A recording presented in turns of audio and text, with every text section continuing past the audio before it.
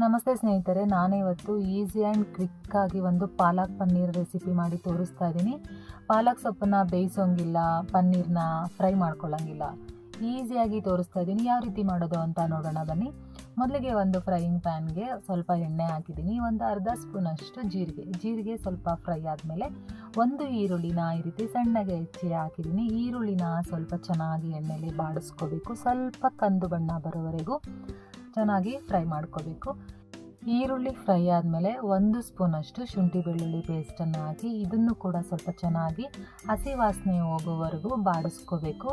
ಹಸಿ ವಾಸನೆ ಎಲ್ಲ ಹೋದ್ಮೇಲೆ ಒಂದು ಟೊಮೆಟೊನ ಸಣ್ಣಗೆ ಹೆಚ್ಚಿ ಹಾಕ್ತಾಯಿದ್ದೀನಿ.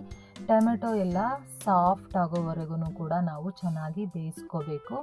ಈರುಳ್ಳಿ ಮತ್ತು ಟೊಮೆಟೊ ಎಲ್ಲ ಚೆನ್ನಾಗಿ ಸಾಫ್ಟ್ ಆದಮೇಲೆ ಒಂದು ಅರ್ಧ ಸ್ಪೂನಷ್ಟು ಚಿಲ್ಲಿ ಪೌಡರ್ನ ಸೇರಿಸ್ತಾ ಇದ್ದೀನಿ. ಒಂದು ಸ್ಪೂನಷ್ಟು ಧನಿಯಾ ಪೌಡರ್ನ ಸೇರಿಸ್ತಾ ಇದ್ದೀನಿ.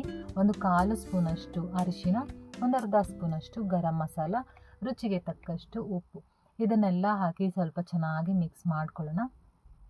ತುಂಬಾ ಈಸಿಯಾಗಿ ಆಗುತ್ತೆ ಫ್ರೆಂಡ್ಸ್, ನೀವು ಒಂದ್ಸಲ ಟ್ರೈ ಮಾಡಿ. ಇವಾಗ ನಾನು ಒಂದು ಅರ್ಧ ಕಟ್ಟಷ್ಟು ಸಣ್ಣಗೆ ಹೆಚ್ಚಿರೋ ಅಂತಹ ಪಾಲಕ್ ಸೊಪ್ಪನ್ನು ಸೇರಿಸ್ತಾ ಇದ್ದೀನಿ. ಪಾಲಕ್ ಸೊಪ್ಪು ಪನ್ನೀರ್ಗೆ ಸಖತ್ ಕಾಂಬಿನೇಷನ್ ಅಂತಲೇ ಹೇಳ್ಬೋದು. ಪಾಲಕ್ ಸೊಪ್ಪಲ್ಲಿ ತುಂಬಾ ಐರನ್ ಅಂಶ ಇದೆ, ಕ್ಯಾಲ್ಶಿಯಂ ಇದೆ. ಪಾಲಕ್ ಸೊಪ್ಪನ್ನು ಈರುಳ್ಳಿ ಟೊಮೆಟೊ ಜೊತೆಲೆಲ್ಲ ನೀಟಾಗಿ ಮಿಕ್ಸ್ ಮಾಡಿ ಬೇಯೋದಕ್ಕೆ ಬಿಡೋಣ. ಇವಾಗ ನಾನು ಒಂದು ಮಿಕ್ಸಿ ಜಾರ್ಗೆ ಒಂದು 100 ಗ್ರಾಮಷ್ಟು ಪನ್ನೀರ್ನ ಈ ರೀತಿ ಕ್ಯೂಬ್ ರೀತಿ ಕಟ್ ಮಾಡಿ ಸ್ವಲ್ಪ ನೀರನ್ನು ಸೇರಿಸಿ ಈ ರೀತಿ ನುಣ್ಣಗೆ ಗ್ರೈಂಡ್ ಮಾಡ್ಕೊಂಡು ಬಂದಿದ್ದೀನಿ ಫ್ರೆಂಡ್ಸ್. ಇದೇ ಮೇನ್ ಇಂಗ್ರೀಡಿಯೆಂಟು. ಇದು ಪಾಲಕ್ ಪನ್ನೀರ್ಗೆ ನ್ಯೂ ಸ್ಟೈಲ್ ಪಾಲಕ್ ಪನ್ನೀರ್ ಅಂತಲೇ ಹೇಳ್ಬೋದು. ತುಂಬಾ ರುಚಿಯಾಗಿರುತ್ತೆ. ಇವಾಗ ನೋಡಿ ಪಾಲಕ್ ಸೊಪ್ಪು ಯಾವ ರೀತಿ ಬೆಂದಿದೆ ಅಂತ. ಪಾಲಕ್ ಸೊಪ್ಪು ಮುಕ್ಕಾಲು ಭಾಗದಷ್ಟು ಬೆಂದಿದ್ರೆ ಸಾಕು. ಮುಕ್ಕಾಲು ಭಾಗದಷ್ಟು ಬೆಂದಿದ ಮೇಲೆ ನಾವು ರುಬ್ಬಿರೋ ಅಂತಹ ಪನ್ನೀರ್ನ ಸೇರಿಸ್ಕೊಳ್ಳೋಣ.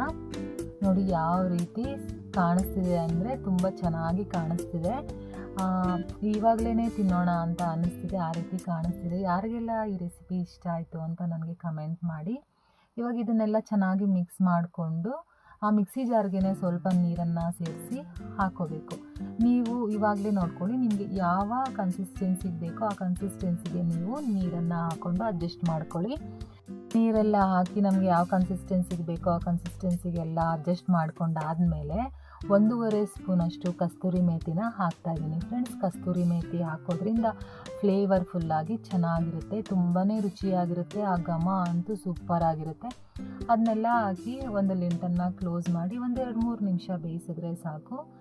ನಮಗೆ ಸಖತ್ತಾಗಿರೋ ಪಾಲಕ್ ಪನ್ನೀರ್ ರೆಡಿನೇ ಆಗೋಗುತ್ತೆ. ಇದನ್ನು ಪೂರಿ ಜೊತೆಗೆ, ಚಪಾತಿ ಜೊತೆಗೆ, ಯಾವುದ್ರ ಜೊತೆಗಾದರೂ ಬೇಕಾದರೂ ತಿನ್ಬೋದು. ತುಂಬಾ ರುಚಿಯಾಗಿರುತ್ತೆ.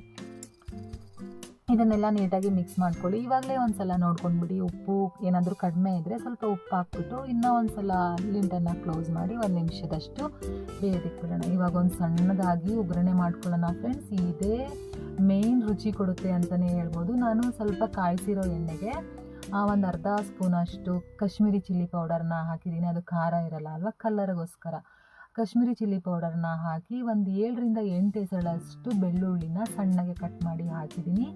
ಈಗ ಒಗ್ಗರಣೆನ ನಮ್ಮ ಪಾಲಕ್ ಪನ್ನೀರ್ಗೆ ಸೇರಿಸಿದ್ರೆ ಕಲರ್ಫುಲ್ಲಾಗಿ ಕಾಣಿಸ್ತಿದೆ. ನೀವು ನೋಡ್ಬೋದು, ರೆಸ್ಟೋರೆಂಟು ಹೋಟೆಲ್ಗಳಲ್ಲಿ ಇದೇ ರೀತಿ ಕೊಡ್ತಾರೆ ಅಲ್ವಾ. ನೀವು ಮನೆಯಲ್ಲೇ ಮಾಡ್ಕೊಳ್ಳಿ. ನಿಮಗೆ ಈ ರೆಸಿಪಿ ಇಷ್ಟ ಆಗಿದೆ ಅಂತ ತಿಳ್ಕೊತೀನಿ. ಇದನ್ನು ಪೂರಿ ಜೊತೆಗೆ, ಚಪಾತಿ ಜೊತೆಗೆ, ದೋಸೆ ಜೊತೆಗೆ, ಅನ್ನದ ಜೊತೆಗೂ ಕೂಡ ತಿನ್ಬೋದು. ತುಂಬಾ ರುಚಿಯಾಗಿರುತ್ತೆ. ಮತ್ತೆ ಸಿಗ್ತೀನಿ ಮತ್ತೊಂದು ರೆಸಿಪಿಯೊಂದಿಗೆ.